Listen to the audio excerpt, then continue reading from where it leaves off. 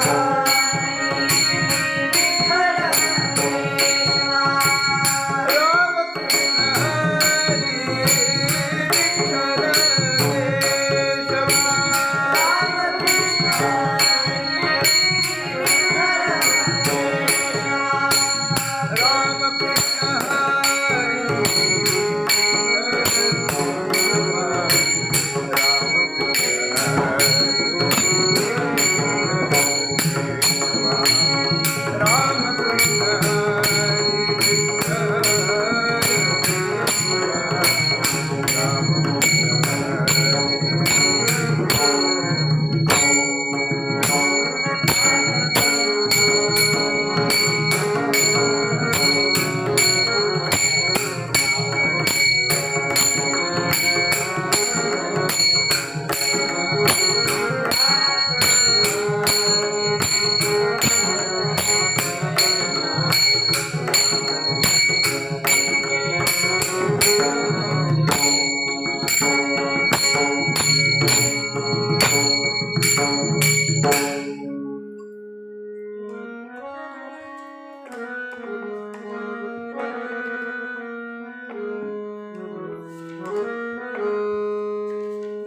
नवतियाचा सोस होता नवतियाचा सोस होता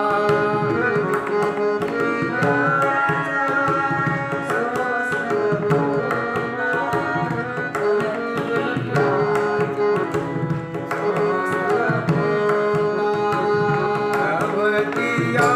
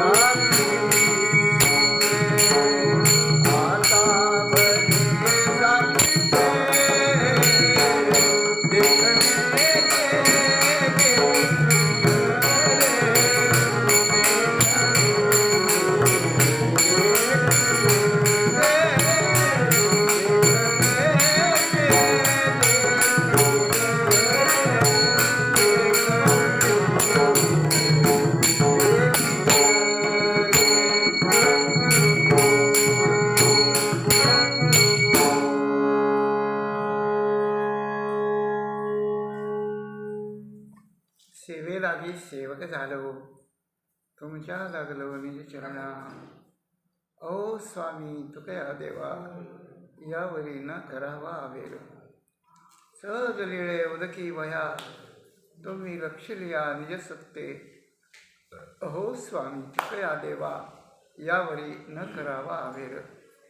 निळा म्हणे धराल हाती, तरी जालमती निरुपमा.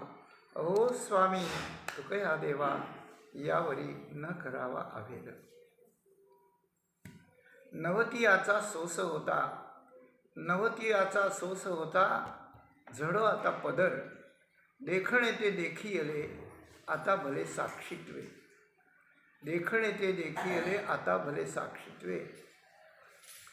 कळो आली लाभ हानी, लाभ कळो आली हानी. राहो दोन्ही निराळे, राहो दोन्ही निराळे. तुका म्हणे एकाएकी, हा का लौकिक पसारा. देखणे ते देखियले, आता भले साक्षीत्वे.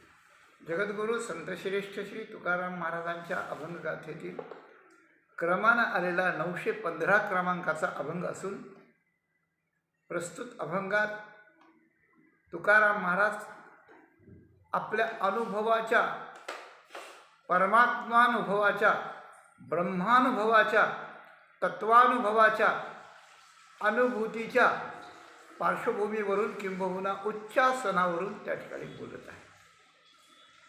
उंच आसनावरून बोलत आहे. मी कोण आहे.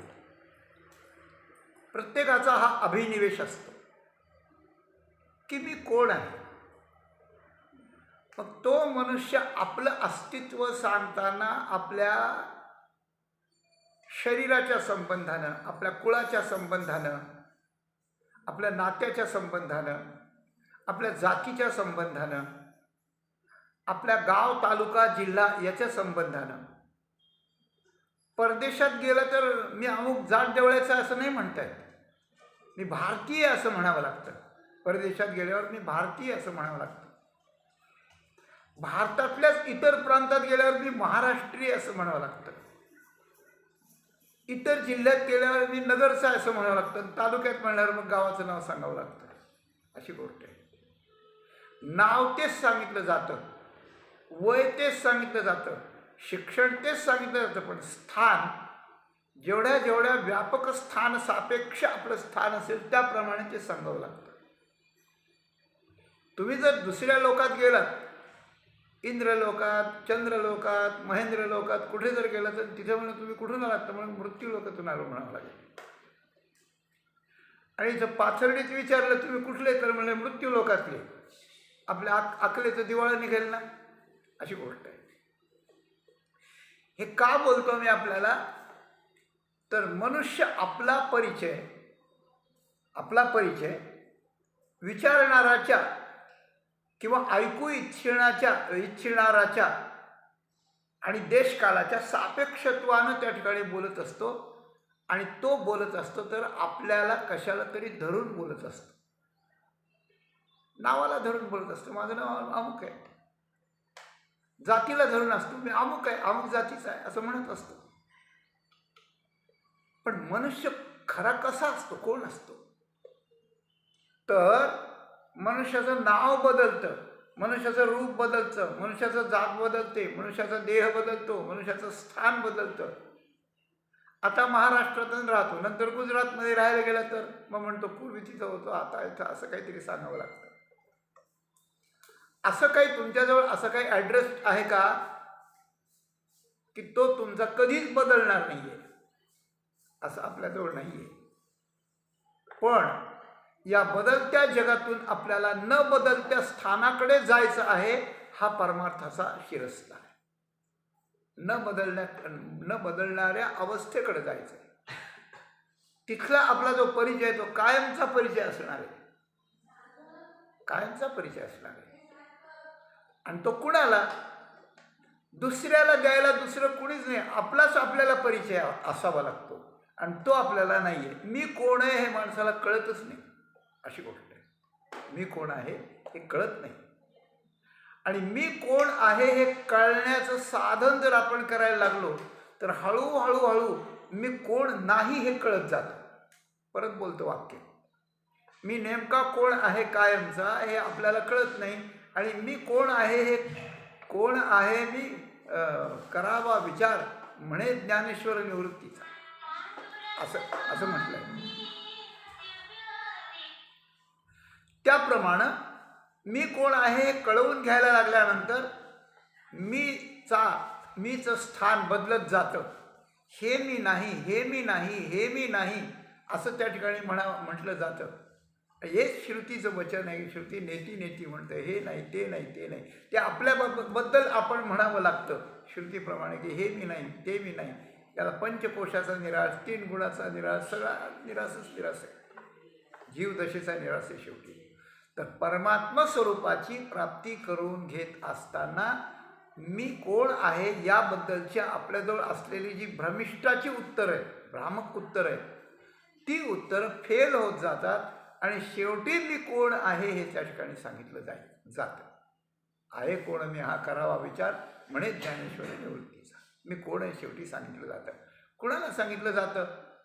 ज्या भगवंताच्या नामाच्या, रूपाच्या, प्रेमाच्या, भक्तीच्या आधारानं हा मी मला कळलं ते त्याला सांगावं लागतं. एक, ज्या संतांच्या कृपेनं आपल्याला त्या ठिकाणी कळलं त्या संतांनाही आपला अनुभव सांगायला लागतं. एक, आणि पुढे आपण संत जर बनलो तर पुढच्या येणाऱ्या साधकाला किंवा जगालाही हात उभा राहून मी कोण आहे हे सांगितलं जातं. अशी गोष्ट आहे.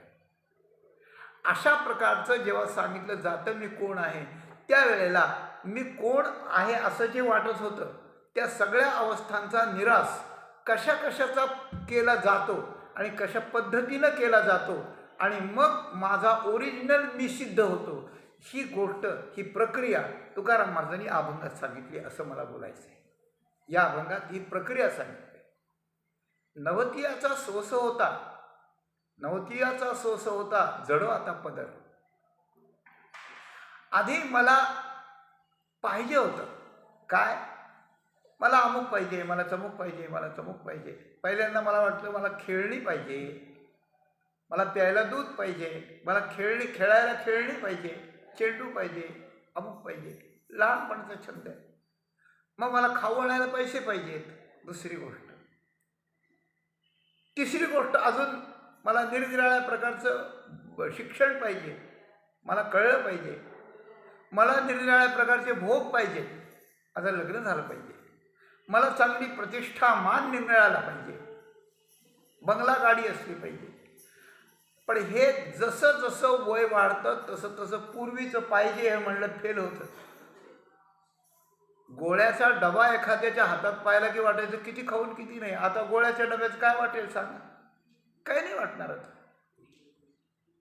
तारुण्यात लग्नाच्या वेदीवर चढायला कशा गुदगुले होत असतील, पण आता म्हातारा झाल्यानंतर आता काय कसं, आता काही नाही. हे बदलत जातं. पण बदलत जातं तसं आयुष्य मागं पडत जातं. आणि जे जे बदलणाऱ्या वस्तू आहेत त्याची हाव धरून जे जे त्याच्याकरता केलं जातं त्याच्याकरता आयुष्य वेचल्यामुळे ते आयुष्य फुकट गेलं जातं. आणि आयुष्य ही फुकट घालवण्याची वस्तू नाही आहे, ही फार मोलाची वस्तू आहे. तर जे एकच मिळवायचं आहे, सगळ्यांना एकच मिळवायचं आहे, तेच मिळवण्याकरता जर लहानपणापासून अट्टहास असला ध्रुव प्रल्हादांच्या सारखा, तर ते सगळं आयुष्य याच्या कामाला येतं. आणि याच्या कामाला आल्यामुळे मग हे आपल्याला या सगळ्या आयुष्याच्या साधनात ते सच्चिदानंद पद घेता येतं. आपली गंमत काय झाली आहे, आपण जे नाही त्याच्याच नादी लागलो आणि नादी लागून आयुष्य गेलं आणि जे आलं ते हातातलं गेलं, त्याचं महत्त्व संपलं, त्याचा उपयोग संपला, त्याची किंमत संपली. पण आयुष्य वाया गेले ना, ही गोष्ट आहे. आयुष्य वाया गेलं. एखाद्याने सांगितलं तुम्हाला अमुक पाहिजे, आमच्या ठिकाणी मग 10 मैल चला माझ्याबरोबर, आणि पायीच जावं लागतं, वाहन चालत नाही तिकडे. मग तिथे गेल्यावर ते नाही दिसलं. आपण म्हणतो कशाला आणलं, का फसवलं आम्हाला.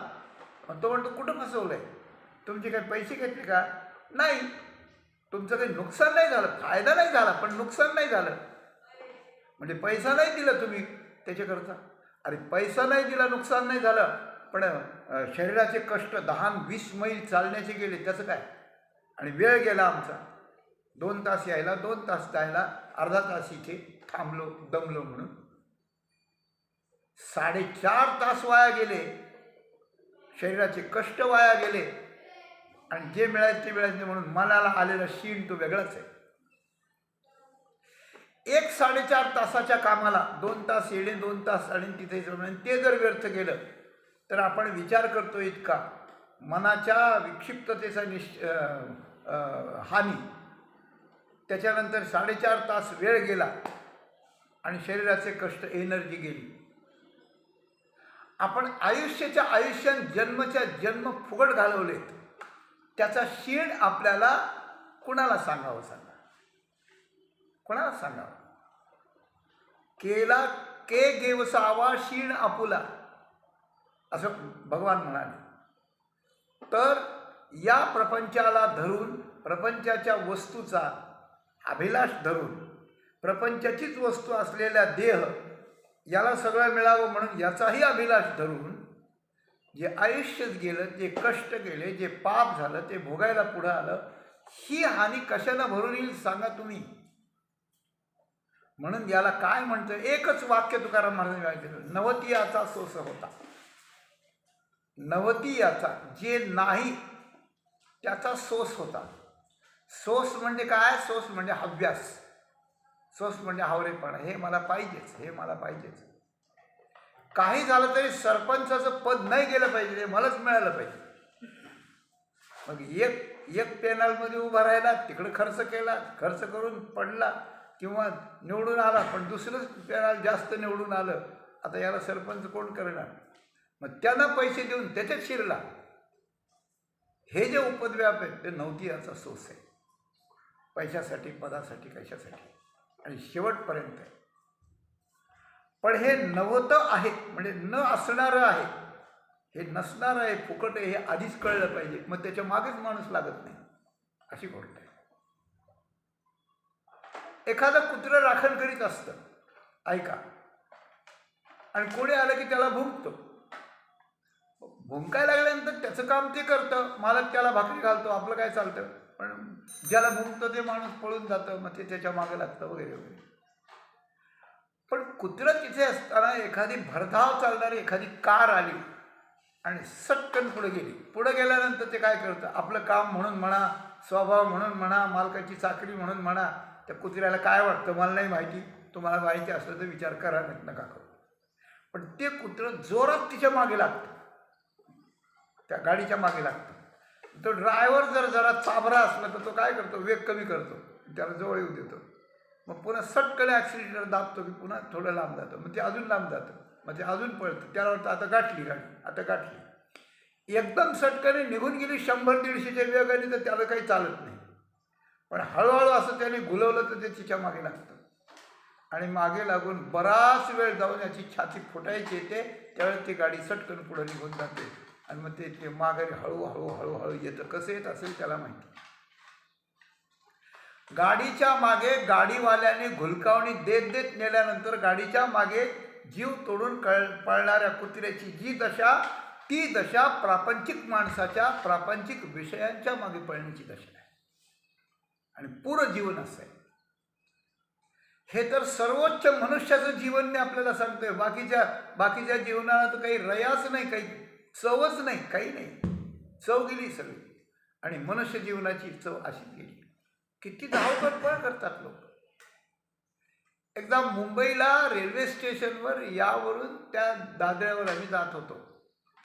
गाडी बदलायची होती की काय, दुसरा प्लॅटफॉर्म होता, तर आम्ही चालत होतो, हळूहळू चढत होतो. मग चढता वर गेलो आणि एका बाजूला थोडं बसलो. तर काय होतं, तो मुंबईचा भाग होता. तिथे खूप अपडाऊन करणारे लोक होते, तिथे कामगार होते, आणि भरभर कामगार आले. इतके आले की तो एवढा मोठा रुंद जिन्याचा रस्ता पुरे ना त्यांना. आले, बाजूला बसले, एका बाजूला तिथं त्यांची खाण्याची व्यवस्था होती. त्यांना वडापाव काहीतरी असं दिलं जात होतं. पटपट सगळ्यांनी घेतलं. दुसरी गाडी गाठायची म्हणून तेवढाच गॅप होता वेळेचा. आणि कपडे तसेच, बूट पायात तसेच, बूट चपला काय असेल ते, काही लेडीज होत्या काही जेंट्स होते, आणि सगळं त्याने हातात घेतलं आणि हातात घेऊन लाईनशीर खात खात निघाले गाडीत बसायला. गाडीत बसायला निघाले.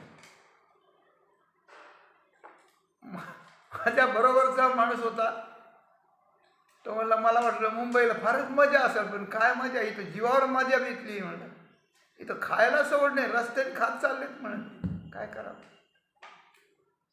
तर काय करावं हे नाही आहे, तर माणसाची धावपळ इतकी आहे. धंद्यामुळे धावपळ आहे, पैशामुळे धावपळ आहे, मनाची धावपळ आहे, वाणीची धावपळ आहे, शरीराची धावपळ आहे, खाण्यापिण्याला सवड नाही. इतकं करून काय मिळवायचं, किती मिळतं आणि किती दिवस टिकतं आणि किती सुखाला येतं. शेवटी हे सगळं नाशिवंत देह जाणार सकळ, आयुष्य खातो काळ सावधान, ही गोष्ट आहे. म्हणून याला तुकाराम महाराजांनी नवती याचा, हे नव्हते असं आहे, ते नसलेलं आहे, नसलेलं आहे. आणि नसलेल्याला नसलेल्याचा सोस जे करतात, असलेली एकच भगवान नावाची वस्तू आहे, त्याच्याकरता सोस करा, तो मिळाला की परत कधीच तुमच्यापासून जाणार नाही, तुम्ही त्याच्यापासून जाणार नाही, असं ते असलेलं आहे. पण माणूस त्याच्याकडे लक्ष दिल्यामुळे माऊलींचं एक प्रमाण आहे ज्ञानेश्वरीचं, पै असं ते आपण ते जीवा नाही झाले. जीवाला आपण ते म्हणजे आत्मस्वरूप असलेलं आहे, पण तिकडं त्याचं लक्ष नसल्यामुळे ते नसलेलं झालं आहे. आणि प्रपंच हा नसलेला आहे, पण सगळं लक्ष आणि प्रयत्न तिकडं असल्यामुळे ते असलेलं झालं आहे, त्याला वाटतंय, पण ते नव्हतं आहे. संतांच्या संगतीत हे नसलेलं आहे हे कळतं, आणि नसलेलं हे कळल्यानंतर त्याचा सोस कमी होतो, त्याचे हाव कमी होते. तुकाराम महाराज म्हणाले नव्हती याचा सोस होता. सगळ्या जगाचा सोस जसा नसलेल्या प्रपंच वस्तूकडे आहे तसाच माझाही होता. पण आता माझ्या लक्षात आलं, झडो आता पदर. पदर म्हणजे संबंध या अर्थानं पदर शब्द आहे. पदर शब्द संबंध अर्थानं कसा येतो, पदर अर्थानं संबंध अर्थानं पदर शब्द असा येतो. पदर, एखाद्या स्त्रीला त्याची सासू किंवा आई म्हणते, बाई पदर चांगला घे, पदर चांगला घे. एखाद्या वेळेस काही सोहळ्याचा स्वयंपाक चालला असला आणि एखादी बाई चपला घालून शेजारून चालली असेल, थोडा हळून चाला, थोडं पदर आवरून चाला, पदर लागेल इकडे, असं म्हटलं जातं. तर पदर म्हणजे स्पर्श किंवा पदर म्हणजे संबंध. आणि त्याच्याही पलीकडे पदर शब्दाचा अर्थ असा आहे की नवरा नवरीचं लग्न जमतं, वागनिश्चय होतो, सगळं होतं, पण त्यांचं पक्क कधी होतं की ज्या वेळेला दोन्हींच्याही पदराची गाठ घातली जाते. पदराची गाठ म्हणजे संबंध. नवरा नवरीच्या पदराच्या गाठीपासून शरीरात असलेलं जे हृदय आहे, त्या हृदयात एक अचित म्हणजे जड आणि चित म्हणजे चेतन, अशा जड चेतनाची गाठ बांधलेली आहे पदराची. त्या गाठीपर्यंत पदर या शब्दाचा अर्थ संबंध असा येतो, संबंध असतो. आमच्याकडे एक आमदार होते बरं का, त्या आमदारांना लग्नाला लोक बोलावतात, उद्घाटनाला बोलावतात, कशालाही बोलावतात. आता बोलावतात. एखाद्या घरात राजकीय रंग थोडासा असला, एक दोन माणसं असले राजकारणातले म्हणजे ते बोलावतात. परमार्थात असले म्हणजे महाराज बोलावतात, राजकारणाचे त्यांना बोलवतात. अजून कोणी असल्यानंतर एखादा मोठ्या व्यापाऱ्याला बोलावतात, काय बोलवतात. तसं एका लग्नात याला बोलावलं, कोणाला, आमदाराला बोलावलं, पण त्यांचं येणं वेळेवर कधी नसतं, मग ते उशिरा येणार. मग लग्न लागून गेलं. लग्न लागून गेल्यावर ते आले, ठीक आहे म्हणजे या तुम्ही. आल्यानंतर त्याला नाश्ता चहा पाणी दिलं, आणि नवरा नवरीचं थोडं अन्निक चाललं होतं म्हणून थोडा उशीर होता. त्यामुळे मी पडतो जरा, रात्री जागलो आहे खूप. मग ते आमदार तिथं आडवे झाले, त्यांना गादी टाकून दिली, आणि मग थोड्या वेळाने ते नवरा नवरी मोकळे झाले. ते आले, मग त्यांचे पदर एकमेकाला गाठ बांधलेले होते. गंमत अशी होती, ते आमदार फार रात्री जागल्यामुळे गाढ झोपलं होतं, त्याला बळच उठलं डोळे चोळी, आणि उद्घाटनात जायचं असल्यामुळे त्याच्या हातात होती कात्री, आणि त्याला वाटलं इथलं उद्घाटन. ते पदरं पाहिले, डोळे अर्धे उघडे होते, कात्री घेतली, चटकन चटका दिला, तोडून टाकलं दोघांचा पदर. आता काय झालं कोणाला माहिती, पुढं काय झालं ते मला नाही माहिती, तुम्ही सोडून द्या. पण काय आहे, पदर जोपर्यंत बांधलाय तोपर्यंत आहे. आता आमदारांनी तोडला म्हणून काही त्यांनी संबंध थोडाच तोडलाय, तो तसंच राहिला असेल. गोष्ट गोष्टीपुरती आहे, विनोदापुरती. तर गंमत अशी आहे की पदर बांधला की संबंध जोडला आणि पदर सुटला की संबंध सुटला, अशी गोष्ट आहे. हे जर धरलं तर प्रपंचाच्या पदराशी आमच्या अहंकाराचा आसक्तीचा पदर आम्ही जोडला आहे. प्रारब्धानं आलेला देहादिक संसार हा ओरिजिनल मूलभूत नाही आहे, हा नसलेला आहे, हा भासणारा आहे, हा भासणारा आहे. पण आमचं जे या शरीरात असलेलं जे चेतन स्वरूप आहे, जो मी आहे, चेतन, मी आत्मा, त्या आत्म्यानं त्या जीवात्म्याला अहंकार लागला आणि त्या अहंकारानं या देहादिक संसाराशी संबंध जोडला. म्हणजे आत्म्याचा, चेतन आत्म्याचा अहंकार हा पदर, आणि प्रारब्धाला आलेल्या संसाराला, देहादिकाला जो मी म्हणतो तो एक पदर, हा एकत्र जोडलेला आहे. आणि हा संसार असा नाठाळ आहे, खळ आहे. म्हणून महाराजांनी एक ठिकाणी म्हणले, पदर लागो नेदी खळा, नाममंत्रमाळा विष्णू सहस्त्र, अशी गोष्ट आहे. काय आहे, काय करावं, परमेश्वराशी एक रूप व्हायला काय करावं आणि संसारापासून बाजूला व्हायला काय करावं. तर सावळे रूप ल्यावे डोळा, 6 मेळा, हे परमेश्वराला जोडायला करावं. 6 मेळा म्हणजे 6 शास्त्र, 4 वेद आणि 18 पुराण, यांच्यात परमात्म्याचं जे रूप सांगितलंय ते सावळं रूप डोळ्यात भरून घ्यावं. म्हणजे भगवंताचं ध्यान चिंतन करावं वेदशास्त्राच्या अनुरोधानं, म्हणजे त्याची भक्ती करावी, म्हणजे त्याच्याशी संबंध जोडावा. आणि इकडे पदर लागो नेदी खळा, नाममंत्रमाळा विष्णू सहस्त्र. खळाला पदर लागू देऊ नको, म्हणजे दुष्टाची संगती करू नको, संसाराची आसक्ती करू नको, शरीराच्या पदराला आपला पदर लागू देऊ नको. म्हणजे सगळ्या संसारातून अलिप्त राहा, मुखात भगवंताचं नाम घे, डोळ्यात सावळं रूप साठव आणि वेदशास्त्राप्रमाणे धर्मशास्त्राचं अनुसरण कर. म्हणजे तू आधी जसा होशील जसा होतास तसा होशील. म्हणजे नव्हतं नसलेलं जाईल आणि असलेलं तुला प्राप्त होईल. तुकाराम महाराजांनी स्पष्ट म्हटलं आहे. आणि इथे स्वतःचा अनुभव सांगितला. नवतियाचा सोस होता. तर नसलेल्या प्रपंचाच्या हाव होते, हे मला पाहिजे, ते मला पाहिजे, असा सोस होता. पण आता मी शांत झालो, आता मी स्थिर झालो, आता माझं अंतःकरण असं झालं की झडो आता पदर, जो पदराला लागलेला आहे, जो संबंध जोडला आहे, तो झडून जावो. म्हणजे कोणीतरी आमदार येऊन आता संसाराच्या माझ्या गाठीला मध्ये चाट दिली पाहिजे. हे काम संतच करतात. संत संसाराचा संबंध तोडून देतात, अशी गोष्ट आहे. तर असा संबंध तुटला. कशामुळे सुटला? देखणे ते देखी येले, आता भले साक्षीतले. कधी होतं हे? तर ज्या वेळेला आपलं स्वरूप आपण पाहतो, आपणच आपल्याला ज्या वेळेला पाहतो, म्हणजे आपलं आत्मज्ञान, आपलं आत्मस्वरूप आपल्याला संतांच्या कृपेनं, देवाच्या कृपेनं, नामाच्या सामर्थ्यानं आणि आपल्या प्रबल इच्छेने संसाराचं स्वरूप सुटतं. की संसार मी नाही, देह मी नाही, इंद्रिय मी नाही, मन मी नाही, बुद्धी मी नाही, अहंकार नाही, काही नाही.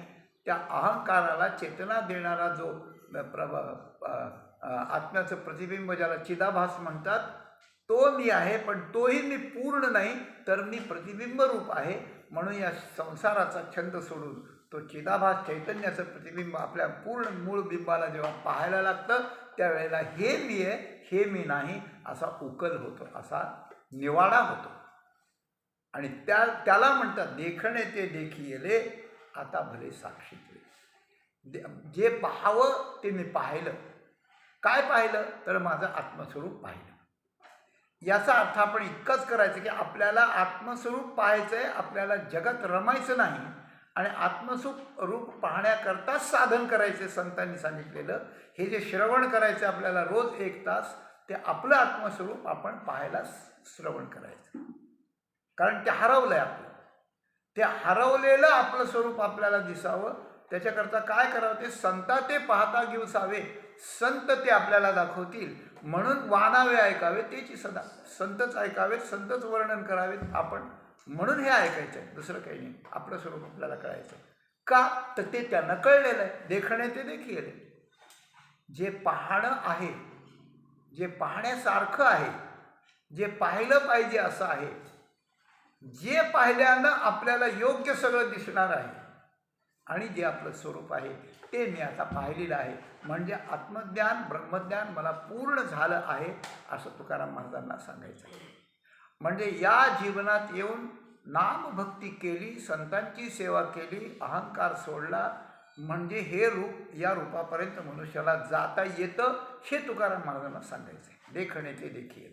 आता काय पुढे, पुढे काय, आता भले साक्षीत्व. आता साक्षीत्वानं राहावं. कुठे, देहात, शरीरात आता साक्षीत्वानं राहावं. ज्याप्रमाणे एखादी गोष्ट आहे, काय की एखादी मुलगी आहे, लग्नाला आलेली मुलगी आहे, तिचे आई वडील आहेत, भाऊ भाई बहिणी आहेत, सगळे अशा प्रकारचे आहेत. ती लक्ष देते, भावाचं धंद्यात लक्ष आहे, भाऊजाईचं घरात लक्ष आहे. आई वडील थोडे वृद्ध आहेत म्हणून ते आपले जप करीत बसतात. मग कोणीतरी येतं, काहीतरी मागतं, काहीतरी उचलून न्यायला लागतं, काही खरेदी करायची असते, काही दारावर आलेलं असतं.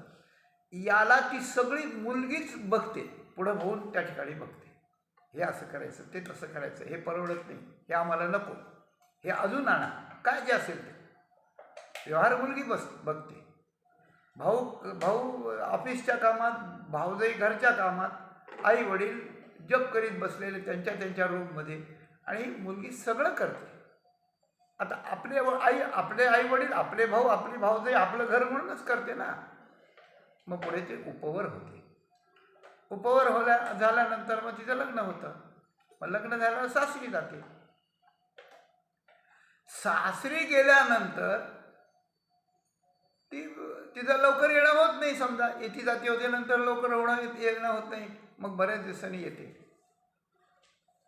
आणि आल्यानंतर ज्या वेळेला ती छान राहते, आपलं आई वडिलांच्या जवळ बसते, इकडे बसते, तिकडे बसते. मग भाऊजाई म्हणते, अहो वंश तुम्ही किती करत होता, हे व्यवहार पाहत होता, बाजाराडीत होता, हे करीत होता, ते करीत होता, आता काहीच करीत नाही, अजिबात आता काहीच करीत नाही.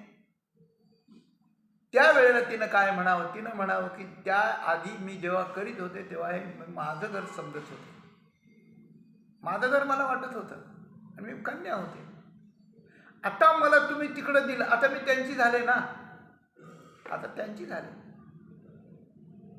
लेक होते, आता या घरची लेक होते, आता त्या घरची सून होणार झाली मी.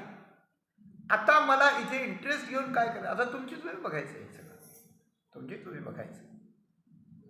म्हणून सासरला नांदून आलेली लेक जसं माहेरचं काम प्रेमानं करील, सांगितल्यावर करील, आडल्यावर करील, पण जबाबदारीनं हे माझं आहे म्हणून नाही करणार, मी आता परक्याची झाली असे म्हणणार. त्याप्रमाणे संसारात राहणारा जीव जर साधक बनेल आणि तो सिद्ध अवस्थेला जाईल, तर तोही शरीरात आयुष्य असेपर्यंत राहतो, आपल्याला दिसतं, पण त्याचं खाण्यावर लक्ष नसतं, त्याचं पिण्यावर लक्ष नसतं, त्याला भोगाची लालसा नसते, तो आपला राहतो. प्रारब्धानं असं की दृष्टादृष्टाचे नावे, भावोची जीवी नुगवे, सेवीचे स्वभावे पैठे. श्रीमद भागवतामध्ये प्रल्हादाचा आणि दत्तात्रय भगवंताचा संवाद आहे. प्रल्हादजी आपल्या राज्याच्या व्यवस्थेसाठी फिरत होते, कोण जंगलात गुंड आहेत काय सगळं बघत होते, आणि त्यांना एका बाजूला एका छोटीशी झोपडी काहीतरी होतं, आणि तिथे एक महात्मा, अवलिया महात्मा असा पडलेला होता, दष्टपुष्ट होता, अंगावर प्रांगृणही नव्हतं, काय नव्हतं, पण चेहऱ्यावर आनंद इतका ओसंडत होता. त्यावेळेला प्रल्हाद जवळ गेले. कोणीतरी अवलिया आहे, कोणीतरी महात्मा आहे, तुमच्या माझ्यासारखं असं तर येडं पडलंय म्हणले असते, एखाद्याला दगडं मारली असते किंवा एखाद्याला हसून गेलं असतं, टिंगल केली असती. पण नाही, प्रल्हाद गेले. प्रल्हादाला एक नजर होती, दृष्टी होती. भ्रातृ सदृशे स्निग्धो गुरुश्वीश्वर भावना विद्यार्थरूप जन्माढ्यो स्तंभमान विवर्जिता असं वर्णन आहे प्रल्हादाचं. मोठ्यानं ईश्वर म्हणून पाहणारा तर ईश्वर आहे. त्यावेळेला प्रल्हादाने विचारलं, महात्मा, मी आपणाला प्रणाम करतो, आपण कोण आहात? आपण इथे असे का पडला आहात? आपल्याला खाण्यापिण्याला काही मिळावं अशी काळजी वाटत नाही का? तुम्हाला जेवण खाण्याकरता काही मधुकरी वगैरे भिक्षा मागत नाहीत का? तुम्हाला काही शिष्य नाहीत काय? तुमची काही व्यवस्था करू काय? बरं, तुम्हाला खायला नाही मिळालं तर मग ग्लानी येत नाही काय? मग तुम्ही स्वतः करता कष्ट काहीच नाही करीत आणि तुम्ही शरीरानं तर चांगले लथपथ धष्टपुष्ट दिसता. मग ही तुमची पुष्टी कशाची आहे? आनंदाची पुष्टी अंगी शिवते संगी उद्धरती असं महात्म्याचं वर्णन आहे. बरं, तुम्हाला जर काहीच नाही आणि तुम्हाला हा आनंद तुमच्या चेहऱ्यावर जर भरभरून ओसंडतोय, तो आनंद कुठला आहे हो? प्रल्हाद विचारू लागले. मग त्याने थोडे डोळे किरकिरी केले. अरे म्हणले, प्रल्हाद तू आला का रे? ओळख नाही पाळख नाही, काही नाही. प्रल्हाद तू आला? ऐक म्हणे, मी सांगतो आता. आणि मग जीवनमुक्त पुरुष साक्षीत्वानं शरीर असेपर्यंत कसा राहतो, तेणे सांडियली माया त्यजेली कंथा काया मन गेले विलया ब्रह्मानंदा मादारी ज्ञान गोदावरीच्या तिरी स्नान केले पांचाळेश्वरी ज्ञानदेवाच्या अंतरी दत्तात्रय योगिया. हे माऊलीने वर्णन केलं आहे. त्या दत्तात्रयांनी जीवनमुक्त पुरुषाशी आपली कशी कहाणी, आपण शरीरात राहून साक्षी रूपानं राहून अलिप्त कसे राहतो आणि फक्त या देहाचं उर्वरित प्रारब्ध आपण कसं भोगतो, हा साक्षीत्वाचा अनुभव त्यांनी सांगितला. आणि त्यांनी सांगितलं की मी हे कोणाजवळ सांगत नाही बाबा, काय करायचं सांगू नये, उपयोग नाही होत लोकांना. लोक म्हणजे काय कोणाला माहिती, आपण काय सांगतो त्याला काय कळतं, त्याला काही कळत नाही आणि आपलं सांगणं उपयोगाला येत नाही. आज तू मला माणूस भेटलास, तूच एकटा माणूस मला भेटलास. आज मला कोणी माणूसच भेटत नाही आणि मला माहिती की बाळपणी तू भगवंताची भक्ती केलेली आहे, अजूनही तू भक्त आहेस भगवंताचा. भगवान तुझ्यावर प्रसन्न आहे, तुझ्यासाठी भगवान स्तंभातून अवतरले, हे सगळं मला ठाऊक आहे. म्हणून आज एक भगवत भक्त भेटला, म्हणून मी माझी उच्चतम अवस्था तुला सांगतो. दत्तात्रय भगवान जशी प्रल्हादाला आपली अवस्था सांगतात, त्याप्रमाणे जगद्गुरू तुकाराम महाराज अत्यंत कळवळ्याने तुम्हाला आम्हाला ही अवस्था सांगतात. आम्ही प्रल्हादात इतके मोठे जरी नसलो तरी आम्ही अगदीच बाजारात फिरणाऱ्या जनावरासारखे नाही आहेत.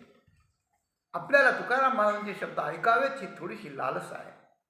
आपल्यालाही आपलं कल्याण व्हावं, आपल्यालाही आपल्या मुखात देवाचं नाव यावं, आपल्यालाही संतांचा आशीर्वाद मिळावा, असं जर थोडं वाटत आहे तर अशाही लोकांना सांगण्याची व्यवस्था झाली पाहिजे. म्हणून श्री तुकोबाराय आपल्याला दत्तात्रय प्रल्हादाला सांगतात तसं सांगायला लागले. काय? अरे देखणे ते देखील, जे पाहायचं होतं ते आम्ही पाहिलं.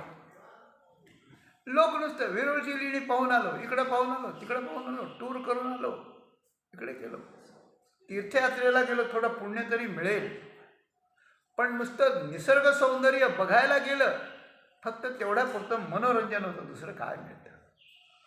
म्हणून जे बघावं तेच बघितलं पाहिजे. देखावे ते देखिले, देखणे ते देखिले. म्हणून आता नसलेल्या प्रपंचाचा सोस आम्ही टाकून दिला, त्याचा पदर, त्याचा संबंध तोडला. कारण काय? देखणे ते देखिले, जे पाहायचं ते आम्हाला मिळालं, पाहायला मिळालं. आता काय? आता भले साक्षी. दत्तात्रय भगवान शरीरामध्ये साक्षीत्वानं राहून कशाचाच प्रयत्न नाही, कशाचंच दुःख नाही, कशाचंच सुख नाही. त्यांचं आतलं सुख त्यांना मिळालं, बाहेर सुखदुःखाची गरज नाही त्यांना, काही नाही. अशी गोष्ट आहे. म्हणून देखणे ते देखील आता भले साक्षी. दत्तात्रयांच्यासारखं आम्ही आता साक्षीत्वाने राहू. आम्ही क्षेत्रीचे संन्यासी, हा जो अभंग आहे तुकाराम महाराजांचा, ते हेच वर्णन करणार आहे सगळा. आता मी त्याच्याकडे जात नाही. तेव्हा आम्ही आता साक्षीत्वे भले, आम्हाला आता साक्षीत्वानं खूप चांगलं अशा प्रकारचं आहे. तिसरं चरण लाभ कळो आली हानी, लाभ कळो आली हानी, आता राहो दोन्ही निराळे. त्याचं कारण आहे आम्हाला लाभ आणि हानी दोन्ही कळो आली. म्हणजे काय तर प्रपंचात दोन भाग आहेत, लाभ आणि हानी. आपण काहीतरी टार्गेट धरायचं, त्याप्रमाणे धंदा व्यवसाय करायचा आणि तेवढा पासून अजून भरपूर मिळालं की त्याला लाभ म्हणायचा, तेवढंच मिळालं की त्याला मुद्दल म्हणायचं, त्याच्यात खोट आली की त्याच्यात नुकसान किंवा हानी म्हणायचं आणि सगळं संपलं तर दिवाळ निघालं म्हणायचं. या कक्षा आहे लाभ हानी. ऐका, तर या प्रपंचात जेव्हा माणूस जन्माला येतो त्यावेळेला तो त्याच्या दृष्टीचं टार्गेट ठेवतो की हा धंदा करायचा मग इतका लाभ मिळेल, नाही तर अलाभ झाला किंवा हानी झाली. लाभ हानी दोन्ही एकमेकांच्या सापेक्ष आहे. पण तसं नाही, प्रपंचात आल्यानंतर एकच लाभ आहे, संत दर्शनी हा लाभ पद्मनाम जोडला. असा अध्यात्म लाभ तया होय दया धनंजया. सगळ्यात मोठा अध्यात्म लाभ आहे म्हणजे परमेश्वराची प्राप्ती हा लाभ आहे. बाकी सगळे हानीच आहे. तुम्ही किती मिळवलं, ते मिळवलं की गेलं, मिळवलं की गेलं, मिळवलं की गेलं, शेवटी देह गेला. म्हणून प्रपंचात येऊन प्रपंचाला साधन बनवून परमार्थाचा लाभ घ्यायचा, हे करायचं आहे. आता आम्हाला परमार्थाचा लाभ झालेला आहे बरं का, परमार्थाचा लाभ झाला आहे. म्हणून आम्हाला आता लाभ आणि हानी म्हणजे प्रपंचातलाच लाभ आणि प्रपंचातली हानी ह्या दोन्ही आम्हाला सारख्याच झाल्या. लाभ हानी नाही येत अंतरा असं म्हटलं. व्यवहारी अनंत व्यवहारा, काय व्यवहारी व्यवहारा अनंत नाही या वाचून जाणत, तरी हे समाधान चित्त लाभ हानी नाही येत अंतरा. तुकाराम महाराजांनी एक अनुभव असाच सांगितला की पूर्वी लाभ झाला की आनंद व्हायचा ना हानी झाली की दुःख व्हायचं, पण नाही, आता आमचा लाभ वरचं ठरल्यामुळे यात लाभ झाला तरी आम्हाला दुःख नाही, सुख नाही, आणि हानी झाली तरी दुःख नाही. म्हणून आता आमचं काय झालं, म्हणून आमचं आता हे झालं आहे की आम्हाला लाभही आम्ही लाभ मानित नाहीत, हानी हानी मानित नाही. मग काय नकळे काय लाभ हानी, लाभ नकळे हानी, राहो दोन्ही निराळे. आम्ही आता या लाभ हानीच्या दोन्ही निराळे राहिले, दोन्ही निराळे राहिले. काय झालं, एक म्हातारा माणूस बसला होता. सुनबाईने सांगितलं हे पोरांना सांभाळावं तुम्ही जरा, 2-4 पोरं होते तिला झाली, सांभाळा. मग ते बसवलं त्यांनी, म्हणजे खेळा रे काहीतरी आपण खेळू. मग काय भातुकलीचा खेळ करा. मग काय एक व्हा नवरा, एक व्हा बायको, एक व्हा अमुक. मग मी होतो तुमचा आजोबा, आजोबा होतो. मग ते खेळायला लागले. मग खेळता खेळता काहीतरी खायला आणलं, मग एकाने जास्त घेतलं, मग ते भांडायला लागले, नवरा बायको भांडायला लागले किंवा भांडायला लागले. मग आजोबांनी सांगितलं अरे भांडू नका रे, भांडू नका. त्यांना भांडण लागलं की वाईट वाटलं आणि त्यांना लाभ झाला की चांगलं वाटलं, खेळातलं होतं ते. आजोबाला त्यांना त्यांच्या दोन्ही गोष्टी आजोबा साक्षीत्वानं पाहत होते, पोरच इथे आणि खेळते ते. त्याप्रमाणे आम्ही लाभहानीत होतो जोपर्यंत संसाराचा संबंध होता, जोपर्यंत देखणं देखील नव्हतं, जोपर्यंत साक्षी नव्हतं. पण आता साक्षी नसल्यामुळे प्रपंचात झालेला लाभ आणि प्रपंचात झालेली हानी आमच्या जीवनमुक्त अवस्थेत आम्हाला सुखदुःख प्राप्त करून देत नाही. म्हणून लाभ नकळे हानी राहो दोन्ही निराळे. आम्ही दोन्हींच्याही वेगळे आता आहोत, आम्ही आमच्या अनुभवावर आहोत, अशी गोष्ट आहे. आणि तुकाराम महाराजांनी शेवटी सांगितलं आता आम्ही काय करणार. तुका म्हणे एका एकी हाका लोकी पसारा. आता आम्हाला जे ज्ञान झालं आहे, आम्ही जे आत्मस्वरूप पाहिले, आम्हाला जो त्याचा आनंद सच्चिदानंद मिळालेला आहे, तो आमचा अनुभव 2 प्रकारात असू शकतो. काय, आम्ही तो घेऊ शकतो एकटे किंवा लोकांना जमवून सांगू शकतो की तुम्हाला मी हा ग्रंथ सांगतो, ब्रह्मसूत्र सांगतो, चित्सुखी सांगतो, वेदांत परिभाषा सांगतो, मोठे मोठे ग्रंथ सांगतो, त्याच्यात आत्मस्वरूप कसं सांगितलं आहे ते आम्ही त्याचा अनुभव घेतो. तुकाराम महाराज म्हणाले की मी हा तरी प्रपंच कशाला करू. हाका काय तुका म्हणे एकाएकी हाका लोकी पसारा. लोकांमध्ये ब्रह्मज्ञान सांगण्याचा पसारा तरी मी कशाला सांगू. त्यापेक्षा आम्ही एकाएकी म्हणजे आमच्या अनुभवाच्या ठिकाणी आम्ही एकटेच जगाचा निराश करून आम्ही एकटेच आमच्या ठिकाणी अशा प्रकारचं राहू. एकांतात आम्ही राहू. तुका म्हणे आम्हा एकांताचा वास. दोन्ही गोष्टी आहेत. या दोन्ही गोष्टी संत करतात. पसारा पण घालतात, लोकांना पण ब्रह्मज्ञान शिकवतात, भक्ती शिकवतात, सगळं शिकवतात. हाकारोनी सांगे तुका नाम घेता राहू नका यायचे. तर काय असतं तर साधक अवस्थेत त्या महात्म्याला लोकांना शिकवण्याची जर सवय खूप लागलेली असते तर जीवनमुक्त झाल्यानंतर तो तेच करतो, सांगत राहतो लोकांना. आणि अगोदर जर सवय नसली, एकांतात राहून रामस्मरण साधना करायची असली तर जीवनमुक्त झाल्यावर तो एकांतातच राहतो, लोकांतात जातच नाही. किंवा एखादा साधकाचा सिद्ध झाला तर एकांतात राहील. आणि संत म्हणून जर भगवंताने वैकुंठावरून पाठवला तर भगवंताच्या इच्छेप्रमाणे तो जे आहे ते करेल. त्याचं काहीच बिघडत नाही. फक्त लोकांतात आला तर लोकांना फायदा होतो. पण ब्रह्मज्ञानाचा फायदा लोकांना थोड्या लोकांना होतो आणि भक्तीच्या शिक्षणाचा फायदा खूप लोकांना होतो, अशी गोष्ट आहे. तुकाराम महाराज इथे म्हणतात की तुका म्हणे एकाएकी हाका लोकी पसारा. हा पसारा लोकी का. आता एकाएकी तुका म्हणे आम्हाला एकाएकी आवडतं. लोकी हा पसारा का, कशाला घालू लोकात पसारा. आता लोकांना सांगणार नाही. आता मी माझ्याच महिमेत अशा प्रकारचं राहील. तिथे परिभाषा अशी आहे की महात्मा आपल्या महिमेत अशा प्रकारचा असतो. दारू पेलेला मनुष्य जसा झिंगत चालतो, करतो, त्याच्या इतका राजा कोणी नसतो, तसंच जीवन नको. मत्तो भवती प्रमत्तो भवती असं म्हटलंय. मत्तो भवती तृप्तो भवती असं म्हटलंय नारदांनी. तर इकडे दृष्टांत ग्राम्य आहे, पण ज्याप्रमाणे त्याचा मत असतो त्याप्रमाणे याची पण मस्ती असते. भक्तीची मस्ती असते, ज्ञानाची पण मस्ती असते. दुसऱ्याला कोणालाच नाही. आपणच आपल्याला सुख घ्यायचं. दुसऱ्याची सुख त्यांनी द्यावं मग आपण घ्यावं, किंवा आपण नाराज व्हावं, किंवा आपण नाही घेतल्यावर त्यांनी नाराज, असं नाही काहीच. आपणच सगळं करायचं आहे. म्हणून तुका म्हणे एकाएकी हाका लोकी पसारा. देखणे ते देखी येले आता भले साक्षी. म्हणजे पहिल्यांदा संसाराचे हाव सोडून, संसाराचा संबंध सोडून त्या ठिकाणी परमार्थाकडे यावं. परमार्थातलं जे तत्व आहे ते आत्मत्वाने आत्मसात करून घ्यावं. नंतर या जीवनात साक्षीत्वाने राहावं. शरीराच्या दृष्टीनं प्रपंचात वावरताना साक्षीत्वाने राहावं. आणि ब्रह्मज्ञानाचं अनुसंधान करताना ज्या साक्षीत्वाने त्या साक्षीतही परमात्मा तत्व अभिन्न आहे. तो साक्षी परमात्मा तत्वाच्या वेगळा नाही ठेवायचा. म्हणून वेदानं साक्षी चेता केवलो निर्गुणश्च असं म्हटलं. तर साक्षीसुद्धा उर्वरित प्रारब्धामुळं त्या साक्षीत्वाचं भान आहे, पण साक्षीत्वसुद्धा ब्रह्मव्याप्त अशा प्रकारचं आहे. आणि परब्रह्मही साक्षी व्याप्त आहे. व्याप्य व्यापकपणाचा भेदही त्याच्यात अशा प्रकारचा नाही. फक्त प्रारब्ध शिल्लक आहे. शरीर चालतंय, त्याला खाणं पिणं आहे.